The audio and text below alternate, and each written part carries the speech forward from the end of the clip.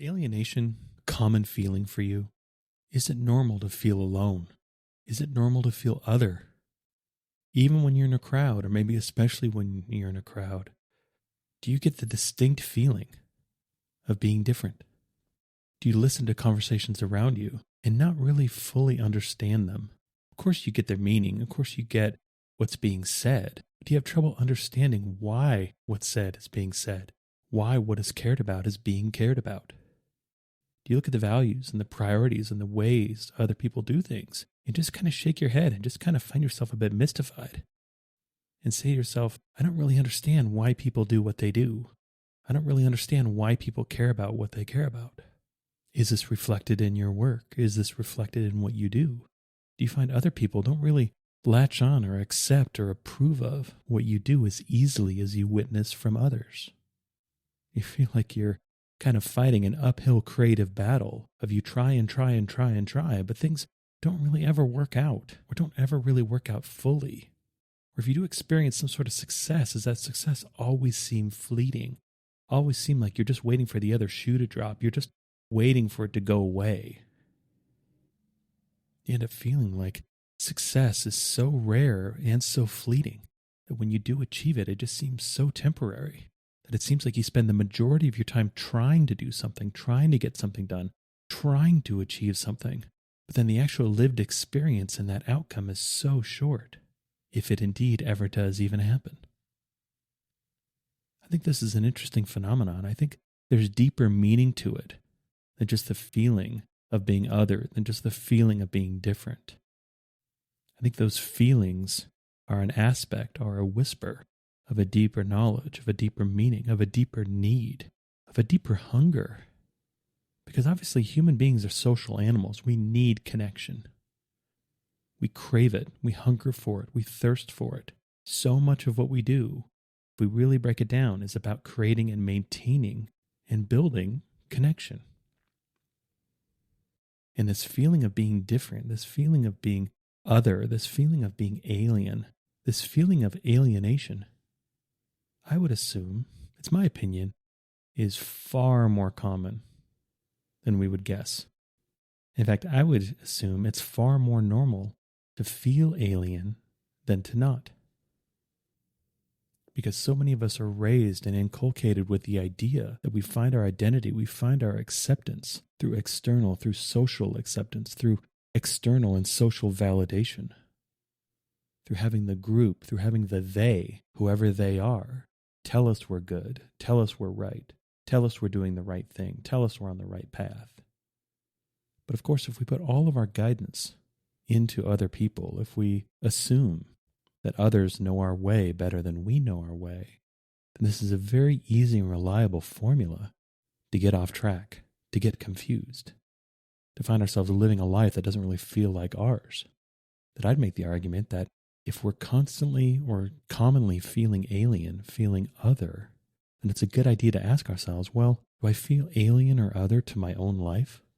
Do I look at my life and see something that doesn't really reflect me, isn't really right? Is a very faint copy, is a very poor facsimile for how I actually feel on the inside, for who I actually am. Am I living a false life? Am I living a lie? Am I doing things merely to gain the acceptance of others, while at the same time compromising and ignoring my own truth, what comes from the inside? Am I living a life trying to be defined and validated and reinforced purely through the opinions and the expressions and the communication of others? Even worse, am I doing things because I assume it's what other people want? I assume it's what other people like. That may have been validated at one point, so I just keep doing it over and over and over again. And I keep doing it even if the evidence points to this isn't really that effective. This doesn't really work. Of kind of chasing that original high of acceptance, of connection, through doing the same thing over and over and over again, but not really ever achieving the same results. Am I scared to be alone? Am I scared to just be? Just be who I am, just be an individual? Do I have the idea, the belief lodged in my being that that isn't enough? that I'm not enough, that somehow I'm in deficit, that somehow there's something wrong with me, there's something that needs to be fixed, that needs to be overcome, that needs to be canceled out, that needs to be overrun and overruled through my own behavior, through my own seeking of validation and approval from others. Because as painful as it may be, I believe these feelings of alienation are actually really valuable. This is really good information. This is a really good thing to be aware of. And like a lot of things that ultimately or eventually lead to spiritual growth, they're not a lot of fun to go through in the moment. That a lot of times the way that we are ultimately shaped and formed is through a lot of sanding off, through a lot of bending, through a lot of struggle and strain, strife and suffering. But ultimately, we are led to where we need to be. We are on the right path, even if we feel way off our path. Because there's only one path of life for us. With our current circumstances, with what has happened, is happening, and will happen, there's actually only one path through it, and that's the path we walk. All other paths are just potential paths, our ideas, our possibilities. But there's only one real. There's only one path we actually take. And we can spend a lot of time thinking about the paths we didn't take, about the things we didn't do, about all the things that were not, all the things that haven't happened, all the negative in our life. But these are just ideas. The only thing that's actually real in our life is the positive, is what we actually do, is the action, are the choices, are the behaviors, are the thoughts, is the life we actually live. When I say this feeling of alienation is valuable, I believe it speaks to a deeper need, to a deeper calling, to something within us, beckoning, asking, calling to us for attention, knocking on the door of our consciousness, wanting to be let in, wanting to be invited in. And that's the greater part of ourselves. That's who and what we really are on the inside. Because a lot of times when we feel alienated, I think we can all see that in those times of feeling the most alien are the times where we're most focused on other people, when we're most focused on the external, when we're most focused on the feedback that we're getting from the external world. And in those times, that focus is crowded out, our attention, our awareness of our own internal, of who and what we really are. We've lost sight, we've lost track of ourselves because we're spending so much energy on the outside. We're spending so much energy trying to make things happen, trying to influence our life through external means, while at the same time losing touch of the internal, losing touch with what's actually real. That I make the argument anyway, that sense, that feeling of alienation, isn't that we've lost touch or lost contact with the outside world. It's really more about losing contact with ourselves, losing contact with the expression and the awareness of who and what we really are. That lack of acceptance, that lack of validation, that lack of connection we feel is actually a reflection of our lack of awareness and a lack of connection, a lack of validation with ourselves. We're trying to do on the outside what can only be done on the inside. We're trying to live a life of outside in. We're trying to live a life where we define ourselves, where we fill ourselves through the external, through other people's opinions of us, through our own comparisons with other people. When I make the argument, at least it's been my experience, that the life we actually want to live, what we're actually looking for, is to live a life from the inside out. That's the way growth happens. That's the way life happens. Look at a really simple example. Look at how a plant grows. It starts from a seed. It starts from a possibility. It starts from a germinal idea.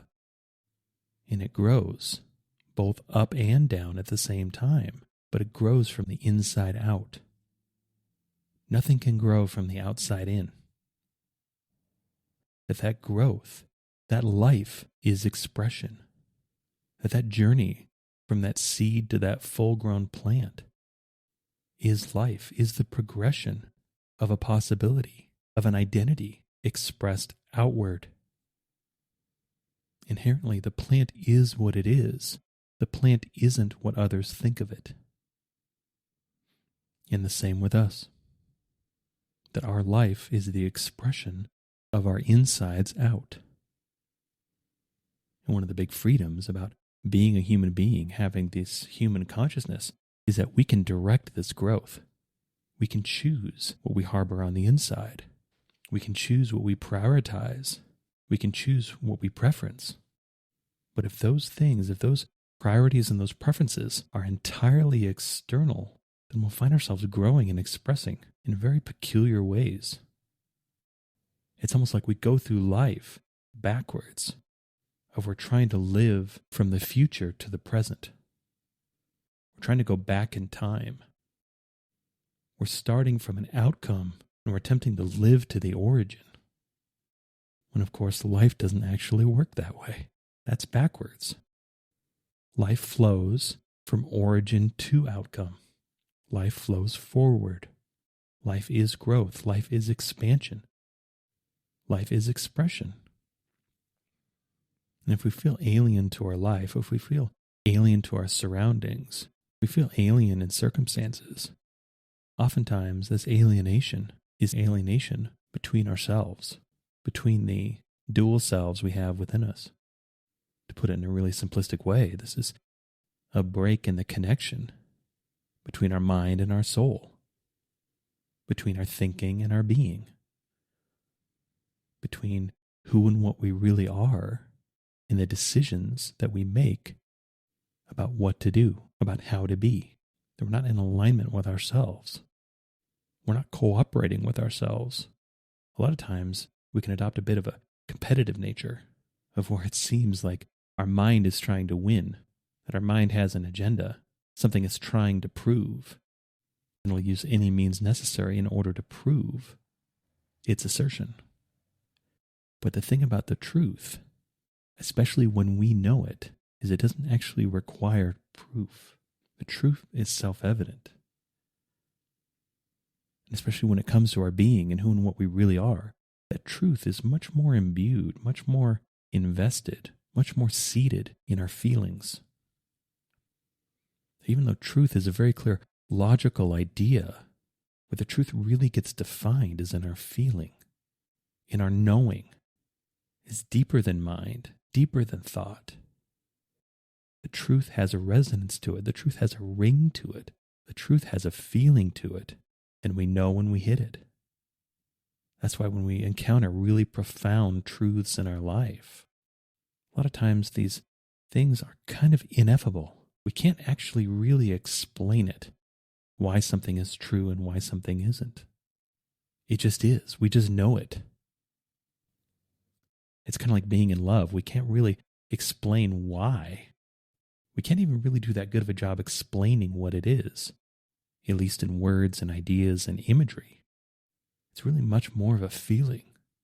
It's much more of a knowing. We either are or we aren't. And no amount of thinking, no amount of rationalizing, no amount of logic can really, truly, deeply convince us otherwise. And so this feeling of alienation oftentimes is the alienation of our soul and our mind. Not really being the same being separate, being different. Because a lot of times our minds are set to seek connection on the external, because that uses our senses. That uses our perception of the sensory input that comes to us. What we see, what we hear, and more importantly, what we think about what we see and what we hear. The beliefs, the conclusions that we come to based on sensory information. And for our main five senses, of course, all of that information is on the outside. But we're missing something. We're not really being our full selves if we're not also integrating the sensation of internal feeling. Then in a lot of ways, once we come into contact and really fully feel our internal feeling, these sensations actually feel stronger than our main five senses, than what we sense on the outside. Or at the very least, this one feeling of inner sensation feels as strong as all of our other senses put together. And there seems to be a bit of a balance there. Seems that we're supposed to use all of it. That this is all available to us for our own guidance, for our own knowing, for our own learning, for our own growing. But it's so easy, especially in our modern culture, to prioritize the mind, to prioritize thinking, and live life from the neck up. Live life based on what we think about rather than what we feel. And of course, since we're only using parts of ourselves, this can lead us astray because we're not really using our full suite of navigation equipment. We're not really utilizing all of the guidance, all of the wayfinding tools that we were born with, that we were imbued with. We're cutting off our fundamental sense of direction because we're not listening to and integrating and honoring our own feelings, our own internal feelings. And that alienation we feel is alienation from ourselves. And that desire to reconcile that alienation, that desire to heal that alienation, ultimately is coming from within us, is asking us, is beckoning us to reconnect with ourselves, to start to listen again, to start to feel again, to start to be whole. Not going through life with this preference towards mind, towards senses, towards self-gratification, towards the superficial, towards the material. All things that are perceived and experienced on the outside. And instead of living a whole life, living a whole experience, living inside and outside, and letting the progress of our life be the progress inside out, the expression, the fulfillment of who and what we really are. Going out into the world, connected with ourselves, so we're not so desperate to seek connection with anyone and everything else. Not wandering the world as these orphans, desperate for parentage, as these lost travelers, just aching for home, for a sense of home. Our home, our ultimate parentage, is within us. We're imbued with it.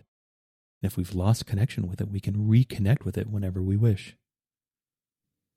We can heal our alienation wound by not alienating ourselves, by not alienating the fundamental part of ourselves, by descending into our own unique individuality, of dropping the need to play the fool's game of constant comparison. Because in kind of an ironic or paradoxical way, we find our way to union, we find our way to unity through our individuality. We don't find our way to union on the outside. We don't find our way to unity through comparison. We find our way to unity with the whole through the expression of who and what we really are. Realizing that once we've made contact on a fundamental level with who and what we really are, with our ultimate being, with what really animates us, we find that animating force to be the same in everyone and everything else around us.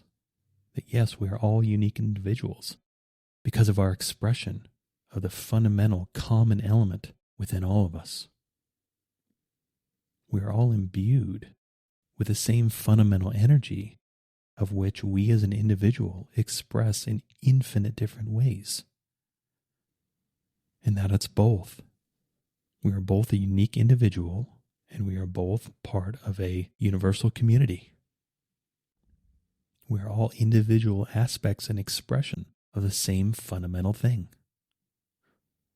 To use a very simple analogy, if we think about water, we can think about all the myriad ways that water can express itself.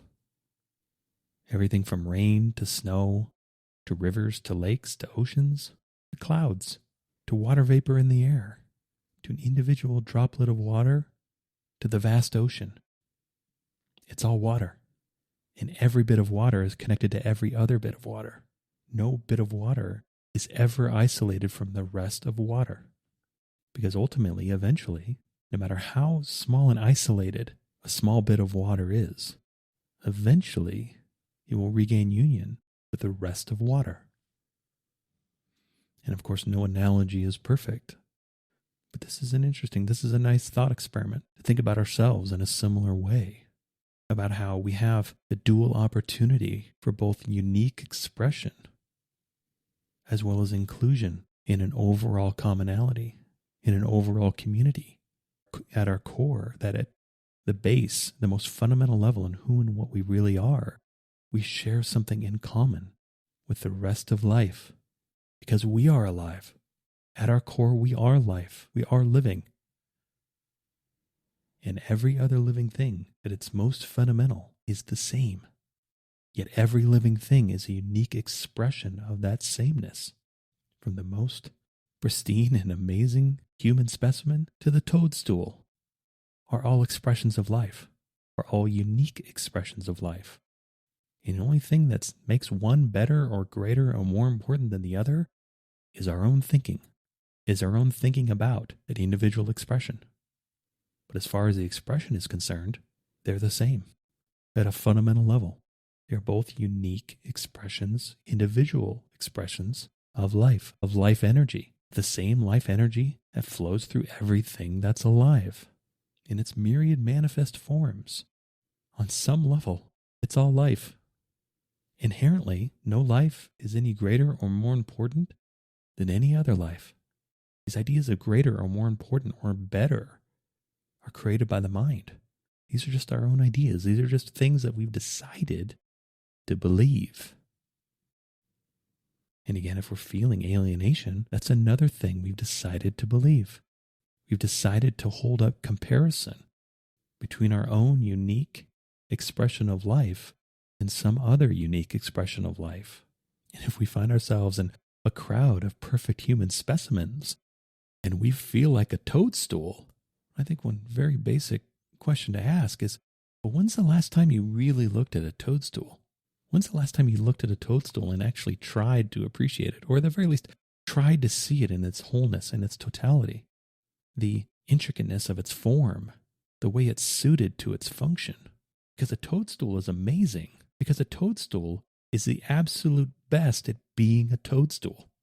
And we can choose whether we appreciate that or acknowledge it or are even aware of it or not. Same with ourselves. We can choose to be aware of and appreciate our own unique individual expression of life energy or not. We can choose to appreciate ourselves. We can choose to love ourselves, or we can choose to let comparison talk us out of it, convince us otherwise. It's optional. It's up to us. We get to decide. We get to choose. That's a big part of our own freedom. And the only thing that I would advise, the only thing that I would ask is the next time you feel alienated, the next time you feel other, the next time you feel different, and you feel bad about that, ask yourself, am I feeling bad about this because I actually feel bad about myself deep on the inside? Or am I making some sort of comparison with what I witness on the outside? Am I trying to live my life from the outside in? Am I trying to make myself different based on my perceptions and assumptions and ideas about what I sense on the outside versus what I sense on the inside, versus what I know on the inside versus what I feel on the inside? Am I missing the truth, the real truth, the whole truth that's available to me on the inside because I'm listening to and prioritizing the false truths, the illusion, the assumption on the outside? Is the connection I most hunger for the connection, the reunification with myself, with my whole self, with who and what I really am? And if so, then it's a useful exercise to reconnect with our own being, to spend some time with our own being, to spend some time and get a little bit curious. Who am I really? What am I really? Deep on the inside. Below all superficial or material or physical observations or comparisons of myself. Who am I really? What's actually animating this physicality? What's actually driving this external? Who am I at the source, at the base of my own being? And we can ask ourselves further questions too. We can ponder other ideas. Ideas like, why am I actually here? What is my life actually for? What do I care about really? What's meaningful to me really? if my soul and my mind and my action were all in perfect union, what would I be doing? What would my life be like? What would the expression of my wholeness actually be?